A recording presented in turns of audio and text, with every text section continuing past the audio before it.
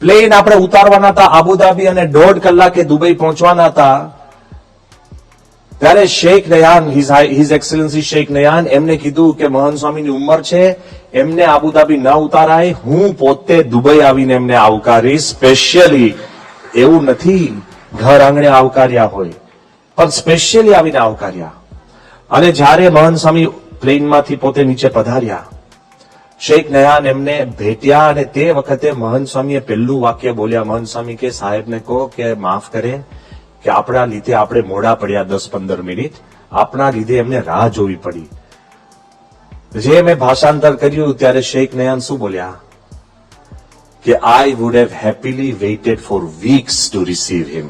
10 minute આપની માટે રાહ જોવી એ કોઈ મોટી વાત નથી, અમે અઠવાડિયાઓ સુધી રાહ જોવા તૈયાર હતા. સ્ટેટ ગેસ્ટ એટલે આ બીજું ઇન્ટરેસ્ટિંગ છે કે રાજાએ 17 પ્રેસિડેન્શિયલ ગાર્ડ્સ, એટલે આપણે પોલીસ નોર્મલ નહીં, જે એસપીજી કો કે કમાન્ડોસ કો કે એનએસજી કો, એવા 17 પ્રેસિડેન્શિયલ ગાર્ડ્સ મહંત સ્વામીની સુરક્ષા માટે. એમાં 2 કામ થયું, હવે હું તમને કહી દઉં. આ બધા પ્રેસિડેન્શિયલ ગાર્ડ્સ ફુલ્લી ટ્રેન્ડ અને ફુલ્લી આર્મ્ડ બધાની પાસે હોય. પછી આપણે વિનંતી કરી કે તમે પછી આર્મીના કપડા કે પોલીસના કપડામાં આવો, એ બહુ સારું ના લાગે, એટલે તમે અરબી કપડામાં આવો એ પણ ચાલે. પ્રેસિડેન્શિયલ ગાર્ડ્સ સવારથી આવી ગયા. જેવા મહંત સ્વામી પહેલા પધાર્યા ને બપોરે, અને કોઈને ખબર નહીં, કારણ કે આ પ્રેસિડેન્શિયલ ગાર્ડ્સ એટલે મહંત સાહેબના સેવક પણ મહંત સાહેબની નજીક આવવા ગયા તો એને રોકી દીધા. બધા કે મને કે બ્રહ્મયર સાહેબ, મેં કે હું શું કરું યાર, કે મારું ના માને આ. પછી તો થયું શું કે પેલા આપણે ત્યાં તો મહંત સ્વામી સ્ટેજ ઉપર ચાલે, મોજડી કાઢવા વાળા 2 જણા હોય, એટલે 2 જણાએ મોજડી નાખવા હાથ નાખ્યા, બેવના હાથ પકડીને સીધા હુલાડી દીધા. ફોટોગ્રાફર અહીંયા છે આપણા કુનાલ ને ઘનશ્યામ, હજુ સ્ટેજ ઉપર છે તો બોચી પકડીને આઉટ. બધા કે સ્વામી, મેં કહ્યું ભાઈ મારી સામે ના જોવા, કે મેં નથી કર્યું. ભલ ભલા આ બધી પ્રક્રિયા બધા હરિભક્તોએ જોઈ. એટલે પછી મેં જાહેરાત કરી, મેં કહ્યું મહંત સ્વામીને પ્રેસિડેન્શિયલ ગાર્ડ છે, એટલે તે વખતે ઉતારામાં પણ છે ને રસ ઓછો થઈ ગયો એમને જ.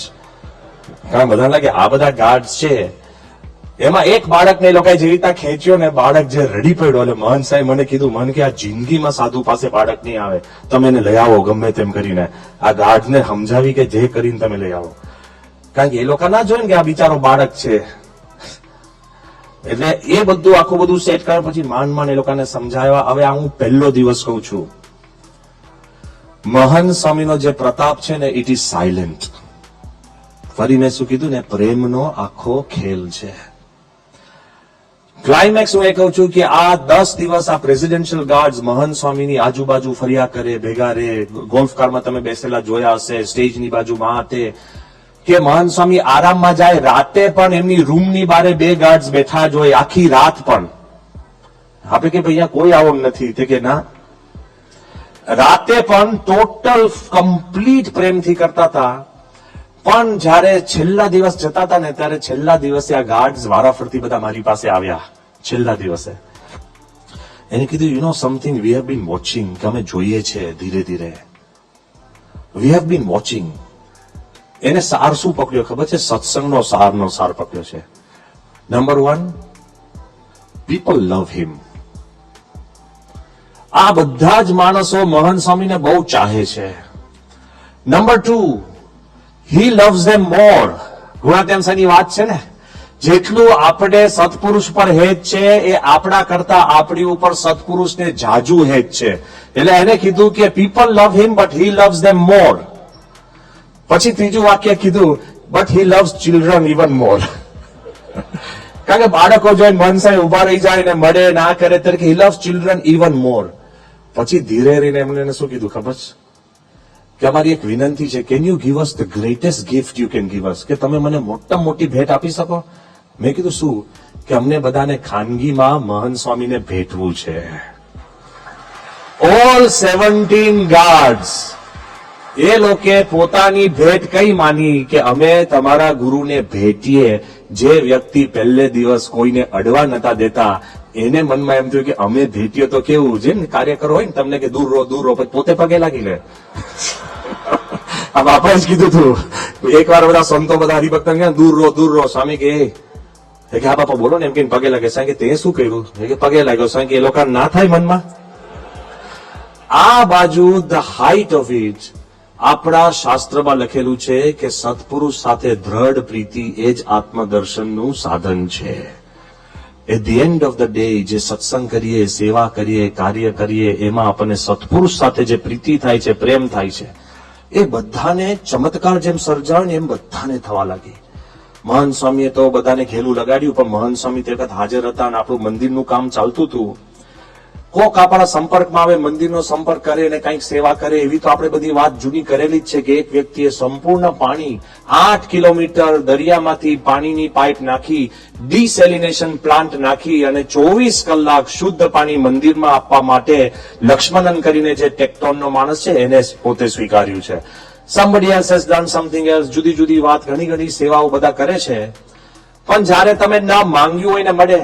પ્રેમવદન સ્વામી અને સંતો દુબઈમાં આમ કઈ પસાર થતા હશે કઈ કામ માટે, અને લાલ લાઈટ આવી અને ગાડી ઉભી રાખી અને બાજુમાં જ બીજી ગાડી હશે અને એમાં કોઈ ઇન્ડિયન હશે, પરપ્રાંત, ગુજરાતી નહીં, બધા જ ગુજરાતી, કોઈ નથી, બધા પરપ્રાંત.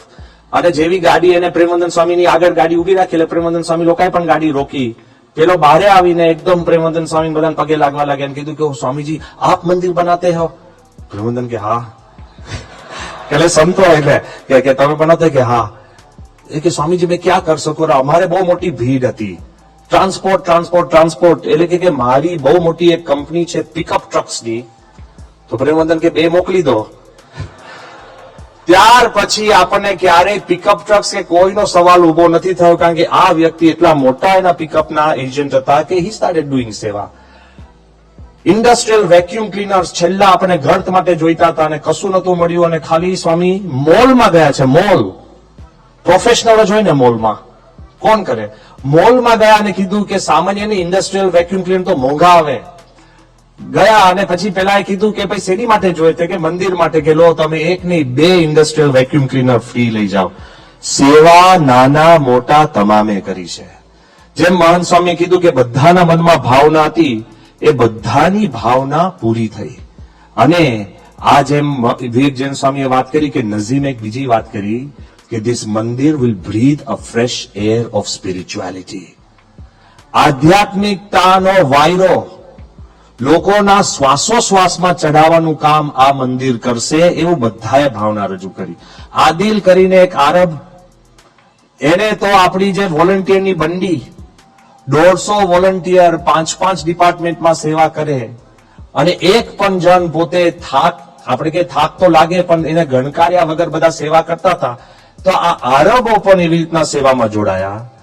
પણ છેલ્લે હું સમરીમાં આપું કે ક્યાં સુધી આની વાતો, એનું ઐશ્વર્ય ક્યાં સુધી નેચરલી ગયું છે કે આર્ટ ઓફ લિવિંગના આખા મિડલ ઇસ્ટના હેડ ધર્મેન્દ્રભાઈ પટેલ, એ જયારે સભામાં આવ્યા અને એમને સભામાં જાહેરમાં કીધું કે જયારે આ શિલાન્યાસ વિધિ, પૂજ્ય વિવેકજન સ્વામીએ તો આપણને વાત કરી, 2,500 જે યજમાનો હતા ને એમાં 80% બધા બહારના, સત્સંગી નહીં, કમ્પ્લીટ આઉટસાઇડર્સ, અને 5,000 ટોટલ બધું ભેગું થઈને દર્શનાર્થીઓ હતા.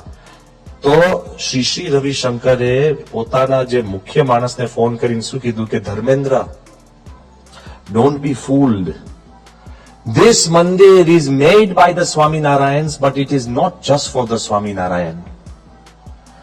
This mandir is for humanity at large. It is everybody's temple. That is why go all out and help in this mandir. એમના બધા શિષ્યોને કીધું કે તમે બધી જ મહેનત કરીને આ મંદિરમાં તમે મદદ કરજો. શેખ નયાને મહંત સ્વામીને ગાડી ચલાવતા કીધું હતું કે અત્યાર સુધી આબુધાબીમાં, in Abu Dhabi there was one great place of worship, the Abu Dhabi Grand Mosque. Now there will be 2 great places of worship, the Abu Dhabi Grand Mosque and the BAPS Hindu Mandir.